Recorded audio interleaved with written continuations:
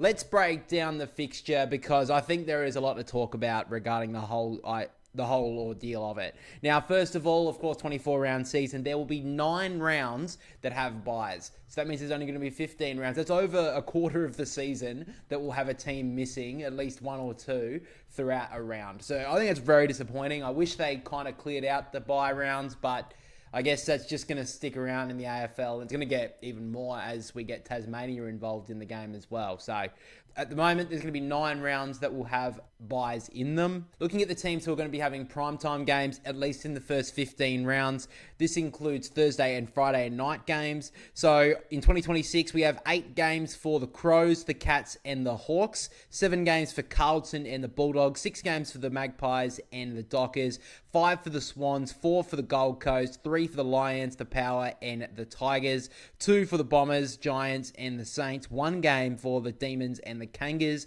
and 0 games for the West Coast Eagles. Now, I think it is a good choice that they gave the Crows, the Cats, and the Hawks 8 games. 7 games to the Bulldogs and the Blues, I think is a little bit much, but I guess we can't really complain about that. I mean, the Blues do get one because of Easter Thursday and get a couple of big games. Collingwood getting 6 is very interesting, along with the Dockers haven't got as many. The Swans getting 5. I think they'll have a good year, my Swans, so hopefully.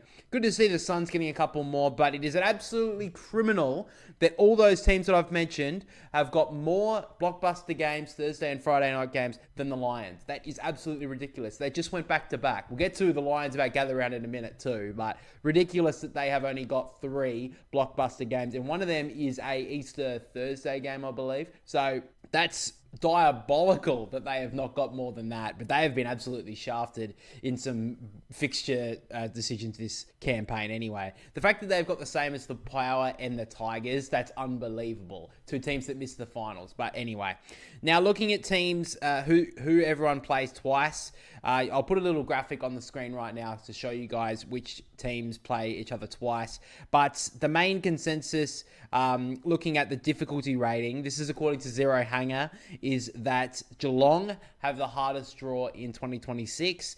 The Gold Coast come after them. Collingwood and Carlton round out the top 4 of the hardest teams going into the fixture for next year. And looking at the easiest draw, it does say that the Giants have the easiest fixture going into next season, along with Port Adelaide and then North Melbourne, Richmond being in the bottom 4 as well. So lucky for the Giants. Obviously, just because you have the easiest draw doesn't mean a lot. Does mean everything, although looking at last year, the Gold Coast had one of the easier fixtures going into the season, and of course they made finals, so that may help out the Giants. Port Adelaide, my brother's already messaged me saying that they're going to make the 8, as they have got North Melbourne and West Coast twice, so that's really good for the Power. Obviously, a first year under Josh Carr, that will definitely help them out. Now, Geelong and Collingwood will face 4 top 6 sides twice in the home and away season, ahead of Brisbane and the Gold Coast, who have 3. Now, looking at Geelong, they have the Crows, the Lions, the Pies, and the Dockers, along with North Melbourne and the Gold Coast Suns. So they have got 5 teams inside the top 8 to play twice this year. Massive for them. Obviously going to have a very tough draw. And Collingwood, they've got the Crows, the Lions, the Cats, and the Hawks, along with Carlton and West Coast twice. So I mean, those are pretty tough matchups, having to go away from home. Collingwood usually travel pretty well, but that is going to be tough for both those teams. And I do like the fact that they have given Victorian clubs, the 2 big ones from the 2025 season, a harder draw and giving them top 6 teams 4 times. I do like that they make them have to travel a little bit more. But in the end of the day, it'll be very interesting to see how that works out for them. Like I said a moment ago, both of those teams are in the top 4 for fixture difficulty rankings. But the Gold Coast as well, just a quick little look at them. They have Brisbane, Geelong, GWS, Hawthorn, Melbourne, and St Kilda twice. So, of course, not having a team to play inside the bottom 4 from last year makes it a little bit harder for them. Of course, having one of the easiest draws last year and making finals, they're going to find it a lot more difficult to make the 8 in 2026. But with the recruitment of Christian Petrarca, that does help them out a ton, not losing a whole lot on the other side of things. So I think the Gold Coast will be right up there at the end of the year. And we will be doing a video throughout either this week, going into next week, or the week after. I'll be predicting every single game for the 2026 season, as I did last year. and we'll just see how that plays out. I like those sort of videos and seem to get a little bit of views, so we'll do that one as well. But now looking at a couple of teams in focus, we have St Kilda, which have a very nice run home. After round 14, they do not leave Victoria. They play GWS at Marvel in round 14, then they play the Dogs at Marvel, have the bye in round 16, then they play the Bombers at Marvel and Port Adelaide at Marvel. So 5 weeks in a row where they don't even have to leave the Melbourne CBD. Then they go to Geelong at GMHBA Stadium in round 19. Round 20, 21 and 22 they play at Marvel. Round 23 they play Richmond at the MCG and end the season against the Gold Coast at Marvel Stadium once again. Well, they're going to need a lot to go their way. They've had a lot in the preseason. They've had a lot in the off-season with their recruitment, so they've done really well on that point of view. They're going to have a pretty nice run home. I mean, that's what the last 11 weeks of the season that they don't have to leave Victoria. So I think that's very nice for them. I think there'd be a lot more outrage if this was a Collingwood or Geelong. So St Kilda to get this run, they should be making finals at this point, just on that look alone. Looking at the teams that St Kilda have twice, they have Carlton, Gold Coast, GWS, Port Adelaide Tigers, and the Swans. So not exactly like easy, but it's not the worst run in the world for me anyway. So now on the difficulty meter, St Kilda are ranked 14th hardest. So that is a pretty good look at St Kilda. They're just outside the 4 easiest. So St Kilda should have a pretty good run. But let's get to Brisbane. So 9 teams, this is from Kane Corns, he put out a tweet saying 9 teams having more games than Brisbane on Thursday and Friday nights in the first 15 rounds is a bit disrespectful considering they are the back-to-back champions and they get the bonus of heading to the Barossa Valley in Gather Round. So Brisbane got absolutely shafted in both Gather Round and the fixture for like entertainment games themselves. Remember last year they had one of the hardest fixtures, still finished in the top 4 and of course inevitably won the flag. So I don't think any of that will really worry them. But talking about the Gather Round, let's talk about it because it's absolutely ridiculous. This is probably the worst one we've seen so far in, I think this is the 4th Gather Round now. So first we start with a Thursday night game between the Crows and Carlton. The fact that the Port Adelaide have not had a hosting, the fact that the Power have not been able to start Gather Round is absolutely ridiculous in what we've had 4 now, or 3. I can't remember how many, but that's ridiculous that they have not been able to start Gather Round at any stage. So stupid. And the Crows and Carlton already have played against each other in Gather Round before. So why are they doing it again? And that's a familiar theme with this fixture in general. Now, Friday night, it is a good game. Collingwood up against Fremantle at Adelaide Oval. I like that idea. Now, on Saturday, this is when it starts to go to shit. So we have North Melbourne and Brisbane on Saturday afternoon at midday at the Barossa. Hey, I don't know if anyone's realised this, but 2 things for this. 1, North Melbourne and Brisbane have played every game of Gather Round bar this year when they played the Bulldogs at Norwood Oval, which was a good game, by the way. But Brisbane have played in these games. They've been playing so many fucking crap games in Gather Round. Put them at the Adelaide Oval. Why did they not play against a team like Carlton or something like that? And fucking have someone like Geelong again play Adelaide. I'd rather that than Carlton play against Adelaide. Like, we don't really expect Carlton to do much this year or next year. So for them to have to play against the Crows, but the Crows are going to smash them. Let's be real. They're going to absolutely destroy Carlton off the field.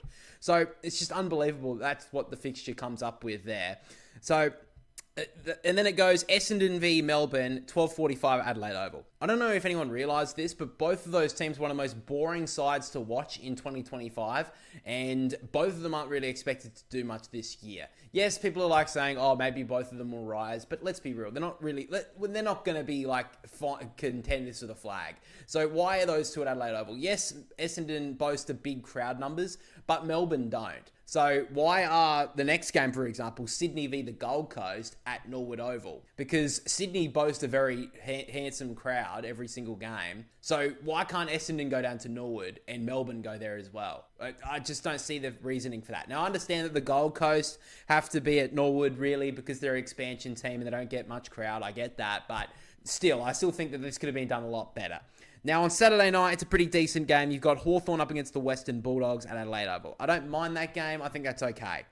But moving to Sunday, and again, it's not really great. You've got Geelong at West Coast at Norwood Oval at 12 p.m. Yeah, I mean, that was obviously going to be shipped there. But again, this is another conflicting fixture on the fact that we have seen these two play and gather round before. Same with Essendon v Melbourne. We've seen that multiple times. We've seen this one for the second time around. So why is that a thing? Anyway, and then at the Barossa Park at 2:45, this is where I get really angry. GWS v Richmond at Barossa Park. This is stupid because it's so far, it's far away from Adelaide Oval. So you've got to travel a lot longer, and that means you may miss the first quarter. At least last year this year with Gather Round, the game mid-game on Sunday was at Norwood Oval. So people could go from Norwood to the Adelaide Oval to watch the final game where, the ending of Gather Round was. But it's not going to be the case this time because people are going to have to travel from the Barossa where all the traffic's going to be coming in from the Sunday, and people are going to miss that first half of the game, or the first quarter at the very least. And then finally we have Port Adelaide against St Kilda at Adelaide Oval. Why is St Kilda the marquee game to end it all? Why are Port Adelaide not getting... I don't understand why Port Adelaide are having to be the final game of Gather Round again. This is where the Crows should have been. They're a better... sorry to the Port fans, but they're going to be a better team next year, I would imagine. They should be the ones who are ending Gather Round because that will keep more people at Adelaide Oval, for example. I wouldn't actually mind if they're playing Collingwood. I think that would be a great idea, but they've gone with this fixture. It's very disappointing. Most people are pretty upset. I have a little conspiracy theory about this. I think there could be a little reasoning for the AFL to push this somewhere else next year. If you don't know, Gather Round, this is the final year of the contract that Adelaide are supposed to host Gather Round. I think there may be a little bit of stuff going on behind the scenes that the AFL want to move Gather Round to another state in 2027, and that's why they've given a very lackluster fixture for Gather Round in 2026. I really hope this isn't the case because I am from SA and I love Gather Round here. I probably would travel somewhere else to go to it, but I'd like it to stay here. I mean, that's a little bit biased on my point of view maybe, but I have a feeling that this is a big reason why they've given a very lackluster fixture for Gather Round. Like, other than the Collingwood v Fremantle game, I really don't see many other games going right down to the wire. Maybe Hawthorn. Sydney and Gold Coast could, but it's set at Norwood. Why is that not at Adelaide Oval if that's a game that could be right down to the wire? Same with Hawthorn and Bulldogs. That could be a very good game at Adelaide Oval on Saturday night. I really don't see Port Adelaide and St Kilda being a massive game. It could be very close, but again, I don't know. Geelong and West Coast, Geelong wiped them off the field. North Melbourne, Brisbane absolutely wiped the floor with them. Crows absolutely wiped the floor with Carlton. Essendon, Melbourne, who gives a shit? I don't even think Essendon and Melbourne fans will go to that game. And then you've got a couple of other ones. GWS will probably beat up Richmond, as you would expect. Yeah, I think that's probably about it, really. I think the Gather Round was very lackluster, and I really hope this isn't just a sign to show that Gather Round's going to be moving in 2027, because even though, yes, I do come from SA, I think that South Australia have proven why Gather Round should be here, and I think that overall the fixturing for Gather Round should be special and should be like a celebration of football with great games of footy. I don't think it has to be a rivalry round by any means, but this should be, majority of the games should be like, oh great, I can't wait to see this game. Not, oh god, why the hell do I have to travel to the Barossa to go watch Brisbane? Like, that's unfair to the Lions. They've won 2 flags in a row. They should be at the Adelaide Oval at the very, very least. But anyway, that's pretty much all my ranting around the fixture. I think overall it's a little bit better on some facets, but overall there's some very concerning signs overall in the fixture. Make sure to let me know down below what you guys think of the upcoming fixture in 2026 though.